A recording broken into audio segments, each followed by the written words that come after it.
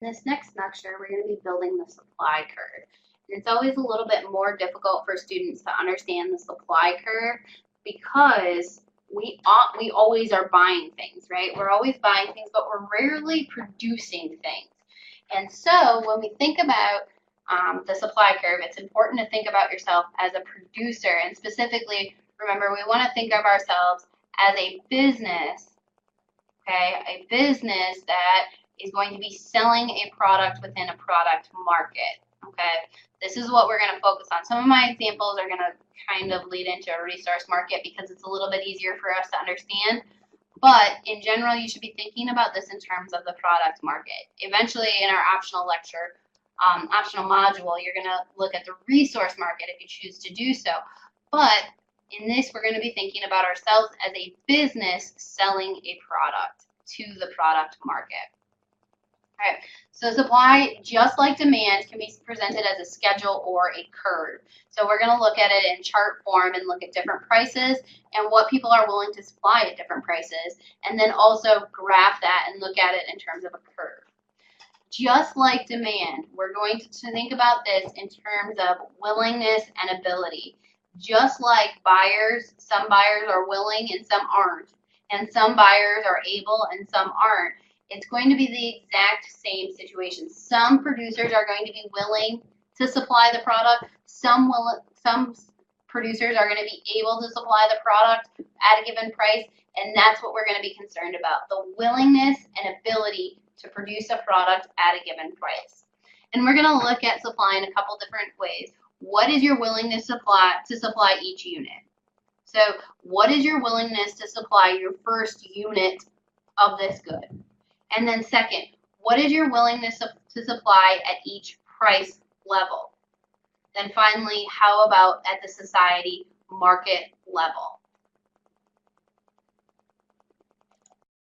So let's think about our individual supply. So let's assume that you run a business and your business is daycare, and these are my kids. So suppose I'm looking for a babysitter on a Sunday afternoon. And so you're going to think about, as a producer, are you willing to supply your labor? And so what is your willingness to supply your labor? How much would you need to be paid per hour to babysit the kids? And let me tell you, they're fooling you there. They're hugging each other and all lovey-dovey. People only post the good pictures of their kids. So what is your willingness to supply? So I want you to have that dollar amount in your head. And so what if I told you I would pay you $15 an hour to watch these kids? So some of you would be saying, that's great, I said $10 an hour, or I said $12 an hour, and you'd be excited because now I'm going to pay you more than what you expected. Others of you might have said $20 an hour, or some of you might have said, hey, I'm not watching these kids at all. And so all of this thinking about your willingness to supply. Right, and so we're going to compare our price to our willingness to supply to determine if these individuals will even decide to enter into the market and supply their labor. All right, so let's assume 3 individuals. John doesn't like kids, would never babysit, didn't matter what I offered to pay him per hour, wouldn't do it. Billy has a willingness to supply of $10 an hour. And Emily has a willingness to supply of $18 an hour. So willingness and ability to supply their labor for $10 an hour and $18 an hour. So would these individuals supply their labor to babysit my kids for $15 an hour? How happy are they? So John would never babysit the kids. He's not even in the market. Again, remember, we have to have this willingness and ability to even enter into the market. Since he's not willing to do so, he's not going to enter into the market. Billy would be happy to babysit. He's going to volunteer and say, okay, I'm even beyond. I was going to say I need $10 an hour. You're going to give me $15 an hour. That makes me $5 extra happy each hour. And so we can start to think about how happy somebody's going to be based on the price they receive compared to what they were willing to supply the product for. Emily would not babysit unless I paid at least $18 an hour, so she's not currently in the market. It would only enter in as soon as I upped my price. All right, so when we're thinking again about the supply, thinking about the willingness to produce and the ability to produce. And we can think about, just like we had a consumer surplus, there's also producer surplus. And producer surplus is the benefit received by producers, individuals, or all producers in the market based on when we compare the price to the willingness to produce. All right, so when we thought about consumer surplus, consumers like low prices. And so the lower they could get the price, the more consumer surplus they had. Producers are the opposite. Producers want high prices, right? If I'm going to give you $20, $50, you want the highest amount possible for the product that you're selling. And so producers like high prices. And since that's the case, they're going to have producer surplus. That's the difference between the price they receive and the willingness to produce. So they're only going to enter into the market if the price is above or equal to what they're willing and able to produce the product for. Okay, so we're going to, again, get into producer surplus a little bit more in lecture 6, but I did want to introduce it in this module, or in this lecture. All right, so let's start to think about those supply schedules and the supply curves. So let's suppose that over the summer we decide to pick up some work doing lawn care for our neighbors. And so, yeah, I could think that what would you be willing to work for your first neighbor for 5 hours? So you probably have a dollar amount in mind, okay? I'd be willing to work maybe $20 an hour. But as we continue to add neighbors, all of a sudden my entire summer is taken up. And after that 5th or 6th neighbor asked me, and now I'm working more than 20 hours a week on lawn care, my wage starts to have to go up pretty high. The willingness and ability for me to continue to produce my lawn care services is going to continue to increase because I did want to spend time with my friends. And if you're going to pay me enough money, I won't hang out with my friends, but I need quite a bit of money to do that.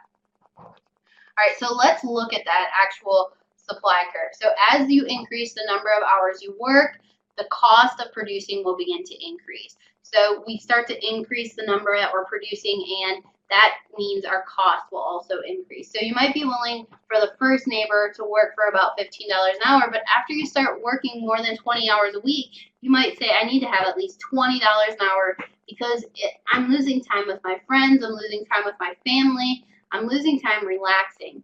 And so you're going to increase the amount you require per hour. All right, so let's look at an example of an individual supply curve. So how many hours are you willing to supply for your lawn care business at various prices? So what if it was $25 an hour? You might be willing to supply 20 hours. If we lower the price, to $20 an hour, you might only be able to work 15 hours, or might be only willing and able to work 15 hours. At a price of $15, you might only be willing and able to work 10 hours. And so we're going to see where our demand curve had an inverse relationship between price and quantity. Our supply curve is going to have a direct relationship. As price decreases, producers are less happy about the situation, and the quantity that they supply is going to be reduced. All right, so we can graph out this individual supply curve. So at 25 hours, we're going to supply 20 units. At $20, we supply 15 units. At $15, we supply 10 units. At $10 an hour, we supply 5 units. And so again, we see that inverse relationship, and just note that we're making this supply curve exactly on the same coordinates as what we did with the demand curve. Price on the vertical axis and quantity on the horizontal. All right, we can connect these points and we have a supply curve. So the supply curve is going to be this upward sloping supply curve, and it's because we have a direct relationship between price and quantity. As price increases, producers are more happy about the situation, and the quantity that they're willing to supply, that they are able to supply, increases. We can also then look at the market supply. So let's add together all the sellers, all the producers of lawn care in the entire market. And so we can see then that we have at a price of $25 an hour, 900 hours that are supplied. At a price of $20, 700 hours supplied, and continue on. As the price falls, the quantity supplied will also fall. All right, so let's graph this on our graph and thinking about what our supply curve should look like. As the price goes up, we should see the quantity supplied also increasing. Our chart or our schedule is in reverse. So as we see the price start to fall, we're going to see the quantity supplied also fall. And so again, we have that upward sloping supply curve because the relationship between supply and the quantity supplied and price is a direct relationship. They move together. All right, so let's conclude this module here, and that should say thinking about your supply at the top rather than thinking about your demand. I don't know how that got in there. The law of supply, other things equal, as price falls, the quantity supplied will fall. As the price rises, the quantity supplied rises. And so the law of supply, very similar setup to the law of demand, but instead of having an inverse relationship, the way the quantity demand does to price, there's a direct relationship. So what we see here when we're thinking about our law of supply, we still have this other things equal assumption. The other things equal assumption is nothing else is changing in our economy. All wages of workers is remaining the same. All of the other goods in the market are staying exactly the same. Nothing else is changing. It's only the product that's changing in price. And as that price falls, we're going to see the quantity supplied fall. There is going to be a direct relationship as price falls, quantity supplied falls. And as the price rises, the quantity supplied rises. Okay, so this is the opposite when we're talking about price and quantity demanded. So as price increases, so as it costs more to purchase a product, those consumers are going to demand, the quantity that they demand goes down. As the price decreases,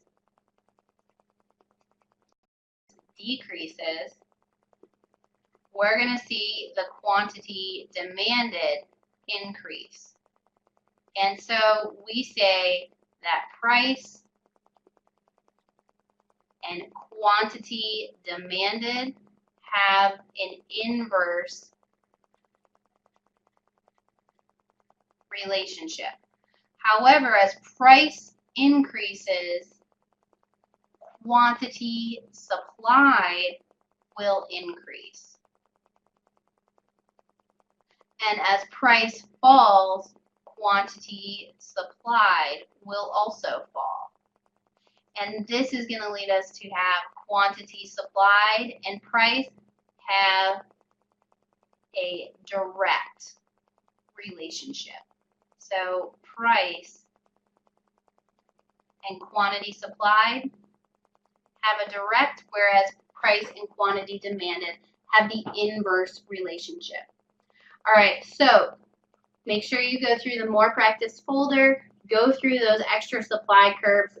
When you're thinking about the supply, make sure you think about yourself as a business.